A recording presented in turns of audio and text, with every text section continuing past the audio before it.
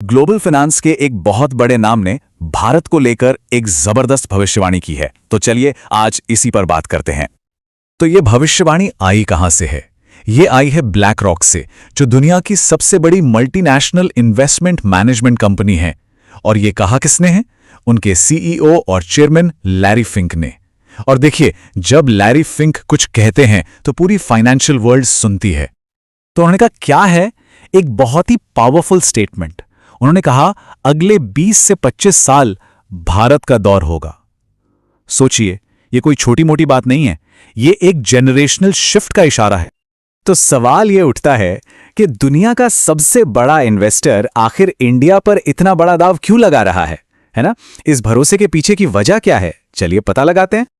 तो चलिए इस ग्रोथ इंजन के अंदर झांकते हैं और समझते हैं कि इस बड़ी प्रेडिक्शन के पीछे की असली वजहें क्या हैं। लैरी फिंक के हिसाब से इंडिया की ग्रोथ के 3 मेन पिलर्स हैं। पहला, एक बहुत मजबूत डोमेस्टिक फाउंडेशन। दूसरा, डेवलप हो रहे कैपिटल मार्केट्स। और तीसरा, जो बहुत जरूरी है, वो है नेशन वाइड डिजिटल ट्रांसफॉर्मेशन। और यहां सबसे इंटरेस्टिंग बात यह है कि इंडिया की ग्रोथ अंदर से आ रही है। मतलब देश को बाहर के कैपिटल पर ज्यादा डिपेंड नहीं रहना पड़ रहा। इसकी जो इकोनॉमिक स्ट्रेंथ है वो रिटायरमेंट सेविंग्स जैसे मजबूत डोमेस्टिक बेस पर टिकी है। फिर आता है डिजिटल इनोवेशन। आप देखिए, डिजिटल पेमेंट सिस्टम्स और डिजिटाइज्ड रुपी जैसी चीजों ने पूरे देश में कॉमर्स का तरीका ही बदल दिया है। ये सिर्फ कोई टेक अपग्रेड नहीं है, ये इंडियन इकोनॉमी के लिए एक पावरफुल एक्सेलरेटर की तरह काम कर रहा है। तो इन सबका नतीजा क्या है? नंबर्स में बात करें तो फिंक का अनुमान है कि अगले 10 साल तक इंडिया के एनुअल ग्रोथ रेट 8 से 10% के बीच रहने वाली है। ये एक जबरदस्त ग्रोथ रेट है। और सबसे जरूरी बात, ये कोई शॉर्ट टर्म ट्रेंड नहीं है। ये प्रेडिक्शन अगले 20 से 25 साल के लिए है। मतलब हम एक पूरे जनरेशनल शिफ्ट की बात कर रहे हैं। तो फिर इस प्रेडिक्शन का इंडिया के अंदर और बाहर के इन्वेस्टर्स के लिए क्या मतलब निकलता है? चलिए देखते हैं कि ये ग्लोबल कॉल टू इन्वेस्ट असल में है क्या। देखिए, फिंक का मैसेज दो तरफा है। फॉरेन इन्वेस्टर्स के लिए सीधा संदेश है, इंडिया की इस long term era of India story पर भरोसा कीजिए।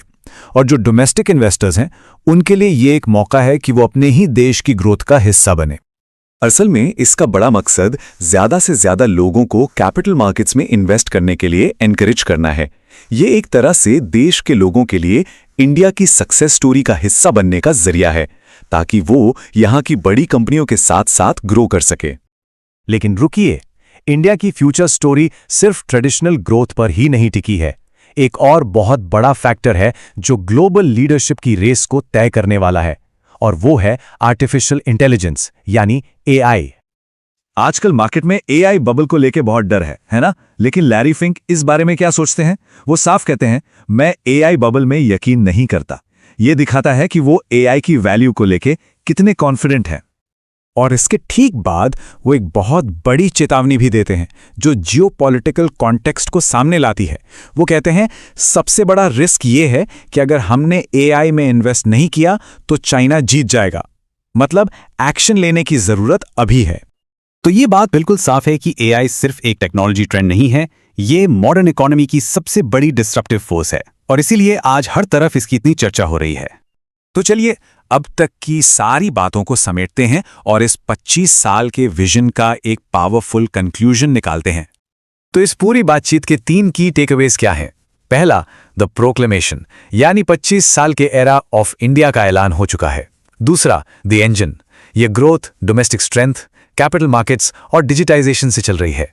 और तीसरा, द इंपेरेटिव, मतलब इंडिया और एआई दोनों में लॉन्ग टर्म इन्वेस्टमेंट करना बहुत जरूरी है।